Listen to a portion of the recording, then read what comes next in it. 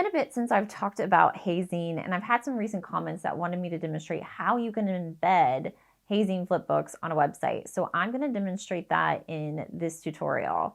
I'll also leave a link to the original video in case you want to check that out. I've been using Heyzine for a couple of years now with one of my clients, and one of the great benefits is that you can create unlimited flipbooks for around $50 a year. The pricing is great, so if you are on a budget, this may be a tool that you want to check out. Before we get started, my name is Michelle, and I've been in the marketing game for close to 20 years, and I love to share what I've learned and the tools that I use with other entrepreneurs. So if this info resonates with you, or if you find it helpful, please give the video a like and subscribe if you'd like to see more videos like this one. And if you have any questions, you can leave those in the comments. All right, let's take another look at Heyzine. All right, I am inside the Heyzine dashboard, and all I've done so far is just uploaded a brand new PDF. I'm just gonna take you through the process so that we can have a quick refresh. You'll have options over here on the left side. So if I want to give this a title, this is actually just an old magazine. I think it's from like 2015 that I'm using it as an example. You can put a subtitle, you can put a description, you can put private notes if you want to. Save that, and then we can move on to a couple other things. If you want to turn on the sound as the pages turn to have that little sound effect, that's something that you can do. Right to left read, these are all options that you can check out. There's more options. You can show the page depth. That just means that it's showing you the illusion over there. So you also have the option to do rounded quarters or center when it's a single page. Like as you can see now, there are tons of little options. If I go through everything, it's just going to take forever. But please know that you have the ability to change the background color, to do whatever you need. If I want it to be black and that feels better to me, that's cool. If I want to add a logo to this because this is my brand, I can add a logo. I can make that logo linkable so that it can go to whatever company link that I want it to do. You can have it open in a new tab. Lots of different options and controls. The controls, you can see there's lots of navigation options as well that you can edit.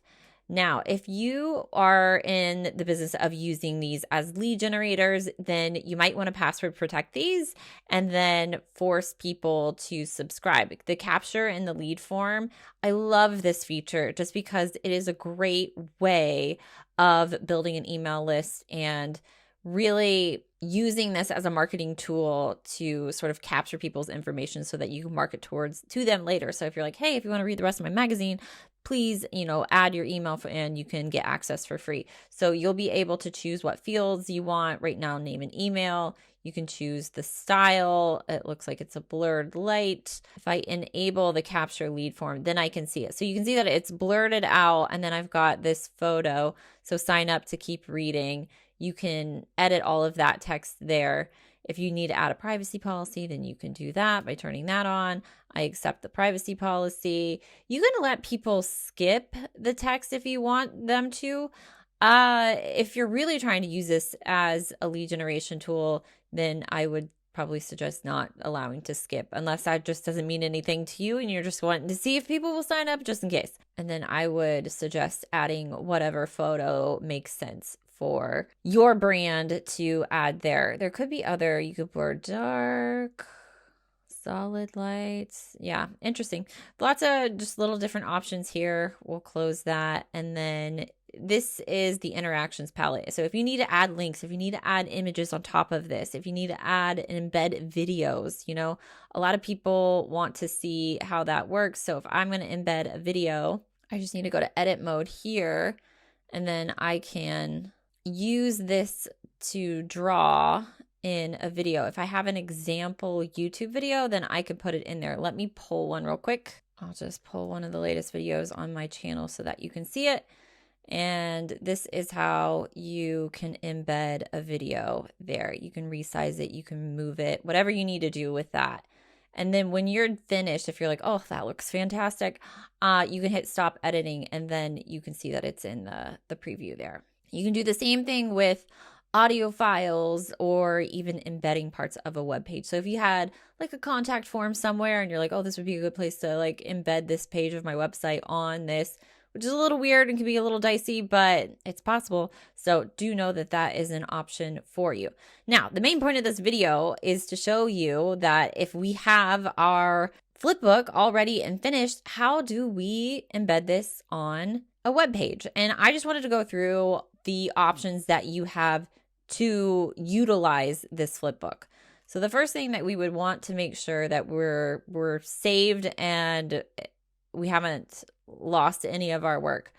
The next item we would go to is the share button. So we have a custom link that is produced for this. That means if I take this and I open it on a web page, that I'm going to see my flipbook and it's going to have its own dedicated URL.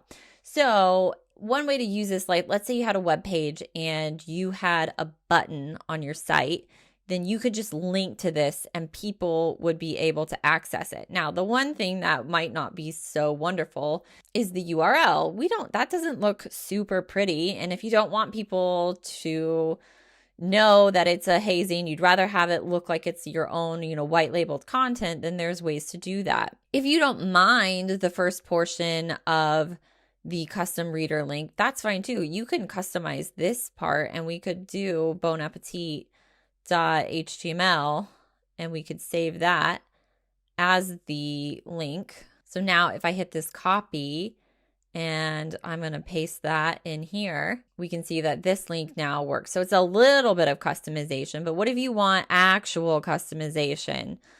That is where you will need to go into your account and it will require the professional plan. So this here, custom flipbook URL and subdomain, that is what you would need to set up on your professional tier.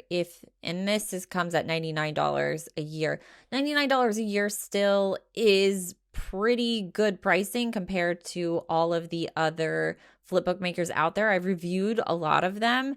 And I think in terms of pricing, if budget is your one factor in finding a good flipbook maker, I'd say Heyzine is probably a really good choice. Plus, you get to try it out for free. You get to make up to 5 flipbooks for free without any ads. It's just the only thing is your storage is a lot lower and it will be watermarked. So there's a few more benefits to actually going to the standard plan, which is only at $49 a year. But if you really want to do custom URLs, then you're going to need to go up to the professional tier. So just know in terms of linking to your website, if you want to set up and customize that portion of the URL, you can. You just have to upgrade. I want to show you some additional ways, and I'll actually show you an example on a test website. If I come back to this share icon here, I'm going to go to the web embed option.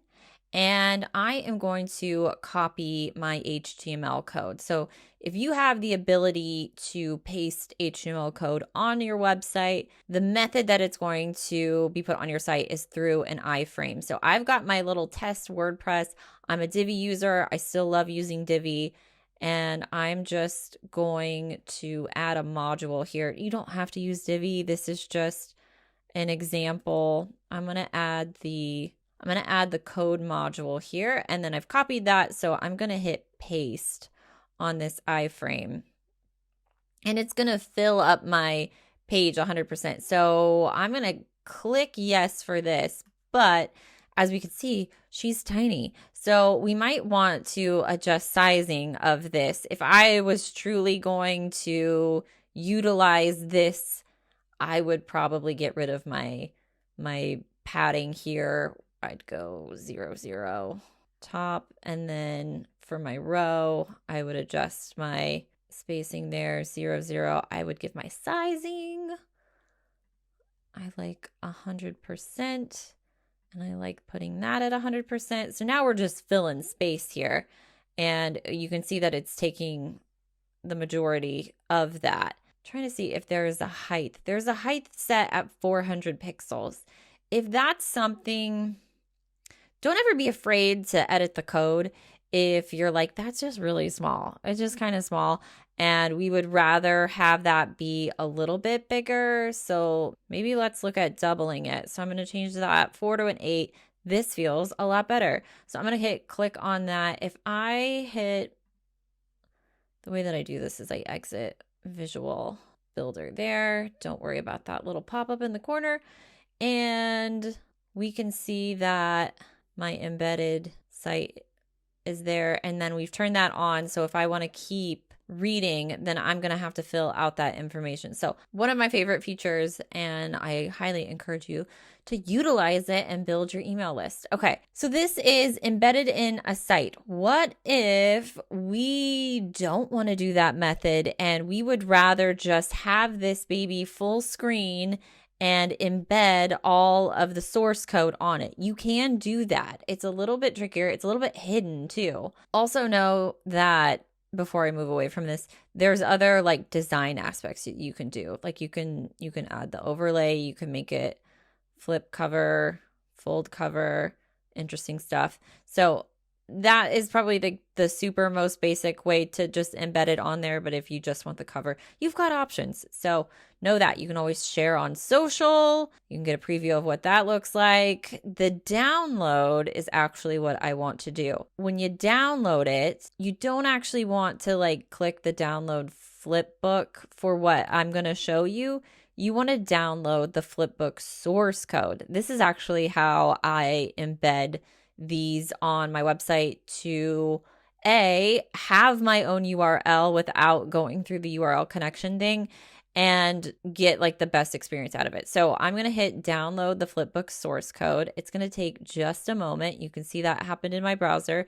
It is now downloaded, and we are going to add this to a web page. When you've downloaded it, it's going to come in as a zip file.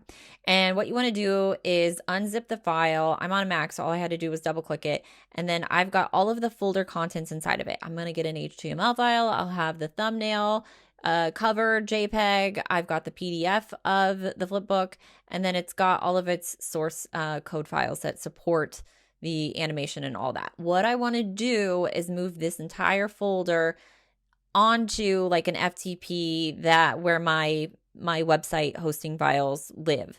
And I would want to rename this. If I left it as Heyzine Flipbook, that becomes part of the URL.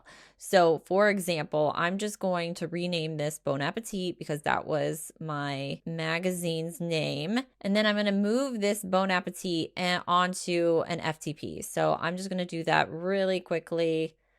I'm going to move this file over here, and we're going to go through and let that run through. I'm going to pull up that destination out in the browser. So I've got an example web space that I use. It's called codesomestuff.com. And then I put my Bon Appetit folder in there. Now, since I drug it into that directory, that is now a custom URL that I have that I didn't have to like set up through Heyzine. It's just utilizing the Flipbook source code. And so now I can view the flipbook here. It's on my web space, codesomestuff.com, and that folder that I renamed Bon Appetit. So that is now a custom URL that I'm utilizing. It's embedded on my site because I'm using the source code, and I didn't have to go through all of the settings of setting up the custom domain and making all that connections. It's probably easier if you do that, but I do want you to know that if you're not super savvy with adding all the domain stuff and getting all that figured out, this is just as easy. You just got to have access to your web space via FTP. You can drag those files in, and then you'll have that custom code, and it's a dedicated page. If you're linking to it on a web page, you know, like if we go back and we edit this page, I'll just show you. Let's say I'm adding in a row and I'm just going to do a button. Don't worry about design here. I can take this URL now from a custom flipbook. I can add that to a button, and then, you know, this is another way that you can link to it and utilize it. So I'm going to exit the Visual Builder. I'll hit save. And then whatever website you have, whatever kind of builder you're using, you can just take that. And if I could have a picture of it too, and I could just be like, click here to read, and it goes, and there it's on my site. Just to recap, the reason I do the Flipbook source code is like if I download this flip book, it downloads it as like a .flip file that my Mac doesn't necessarily have a program to read. So I don't know how beneficial that would be for you. So if you're going to put this on a website, I would say either A, use the link, whatever it is, customize it how you need it to, and just link to the book. You can embed it via iframe by copying the code and pasting that HTML code on a website like I showed. Or the third option would be to download the Flipbook source code, add that file to an FTP web space, and then you'll have your customized link that way. I hope this was helpful and that this answered all the questions. If it didn't, please leave the comments. Please try to be nice in the comments. Sometimes you guys are so mean. But hopefully this helped give you a sense of how you can utilize these flipbooks on a website. If you have more questions, I'm happy to answer. But if you need further clarification, you can just leave those in the comments. As always, thank you so much for watching, and I'll see you in the next video.